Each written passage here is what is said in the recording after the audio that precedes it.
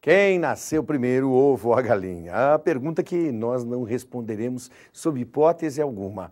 Qualquer das nossas respostas será insípida e não é o que queremos. Bem-vindo ao Projeto Eureka de hoje, que começa brincando contigo, descontraindo você, mas dizendo: venham para a Biologia. O estudo da vida com o professor Geraldo na sequência, trazendo informações extremamente valiosas. Uma delas é: o vestibular precisa estar preparado, olhando carinhosamente para a prova e fazendo, é claro, um roteiro de estudos que respeite o seu metabolismo, a sua condição de vida, mas que jamais privilegie a ação imediata, o imediatismo.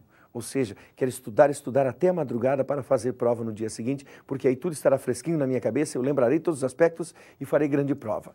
Bobagem! Trata-se de um mito.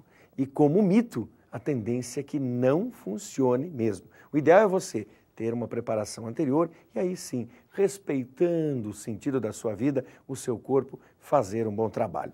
Falando em bom trabalho, eis que o nobre Geraldo desfraldará os assuntos biológicos a partir desse momento.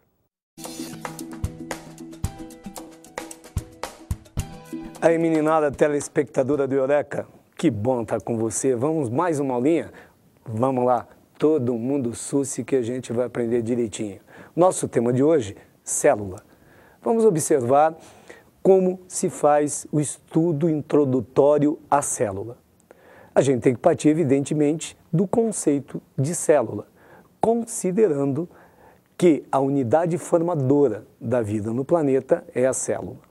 Tradicionalmente, desde lá de criancinha, você estudou que célula é a unidade de forma e função dos organismos vivos. Só que depois você ficou um pouquinho maior e você estudou que forma a gente usa o radical morfo e função o radical físio. Então você maiorzinho diz, esnoba, célula é a unidade morfofisiológica dos seres vivos. Mas este não é o conceito atual. O conceito atual diz que célula é a menor porção da matéria viva com capacidade de autoduplicação independente. O que significa dizer autoduplicação independente?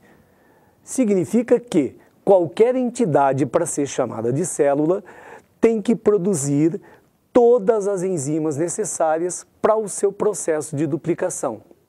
Isso significa, muito mais ainda, tem que ter todo um maquinário de síntese necessário para produzir as enzimas da duplicação. Assim, são independentes. Ora, se a gente tem que parar para definir célula desta forma, é porque, com certeza, existem entidades destituídas de autoduplicação independente. Logo, não são constituídas por células. Quer saber qual é a primeira? O vírus.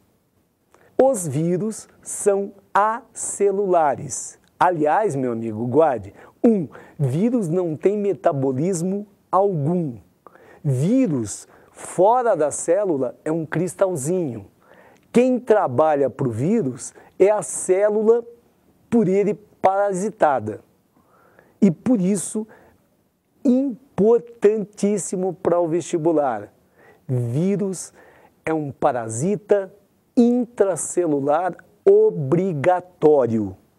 Ele só se divide se tiver o trabalho da célula para ele.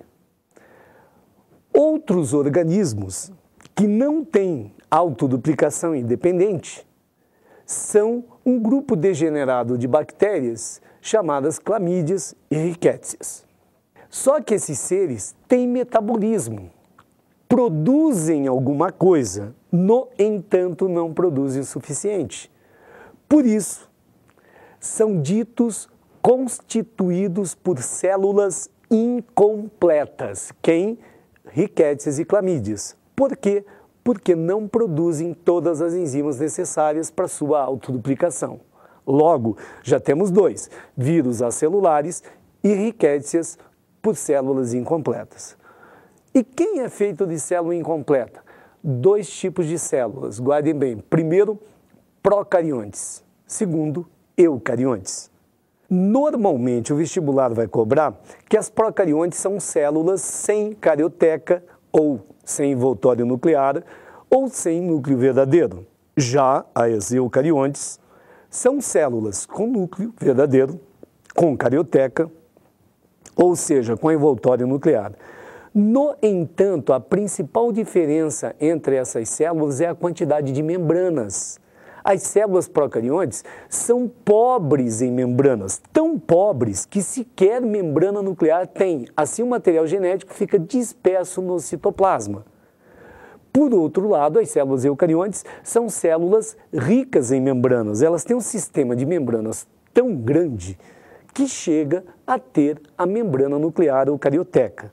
Assim, a ocorrência da carioteca é uma consequência da principal diferença, que é o fato de ter muitas membranas.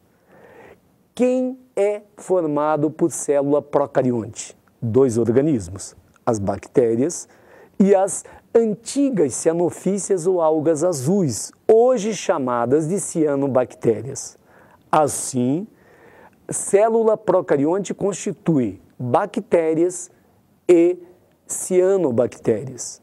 Nós já vimos o quê? Vírus são acelulares. Riquetes e clamídias são formados por células incompletas. Bactérias e cianobactérias formadas por células procariontes. Todos os demais organismos, inclusive nós, somos formados por células eucariontes.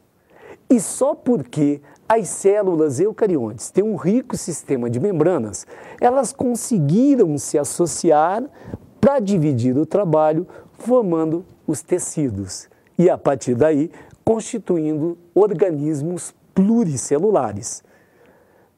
A razão pela qual eu estou aqui conversando com você, o que sou eu? Um conjunto de células. O que é você? Uma sociedade celular. Nós só estamos aqui porque nossas células têm um rico sistema de membranas, logo são mais eficientes do que as procariontes. Guarde bem, nossas células são chamadas de células eucariontes. Assim, resumidamente, o que é célula? Célula é a menor porção da matéria viva com capacidade de autoduplicação independente. Quais os organismos que tem na Terra? Vírus, que são acelulares, riquétias e clamídias constituídas por células incompletas, células procariontes que constituem bactérias e cianobactérias, e todos os demais organismos, inclusive eu, você, seus amigos, somos constituídos por células eucariontes. São células, repito, que têm verdadeiro núcleo, tem o material genético isolado do citoplasma por uma membrana, chamada carioteca, ou simplesmente diz que tem envoltório nuclear. Mas olha cá, nós sabemos que a característica fundamental dessas células é o fato de possuírem um rico sistema de membranas. Evidentemente que o padrão de cobrança de célula no vestibular se faz com o estudo de uma célula eucarionte. Logo, quais são as três partes de uma célula eucarionte? Essa que me forma e forma você. Membrana, citoplasma e núcleo. Lembra? Quais são as partes de uma célula eucarionte? Membrana, citoplasma e núcleo. A membrana, junto a uma série de estruturas que reforçam o seu trabalho, constitui os envoltórios celulares. Quais são, então, essas estruturas que reforçam a membrana? A célula vegetal apresenta a parede celular ou celulose. A parede celular é permeável, hein? Senão a célula vegetal morreria por falta de troca de matéria com o meio. A parede celular ou celulósica, que é um reforço da célula vegetal, é constituída por três partes. Por favor, guarde bem. A lamela média, que aparece quando a célula vegetal vai dividir, formada pelo golgiossomo. A parede primária, que é constituída basicamente por hemicelulose, e a parede secundária formada por celulose. Portanto, o que tem de reforço na célula vegetal? Parede celular ou celulósica. Constituição, lamela média, parede primária, parede secundária. E tem algum reforço na célula animal? O reforço chama glicocálix. O glicocálix é formado por glicídios ligados a lipídios ou a proteínas que fazem parte da membrana. A estrutura membrana a gente faz logo a seguir. Primeiro, um tempinho para você tomar um cafezinho. A gente já volta.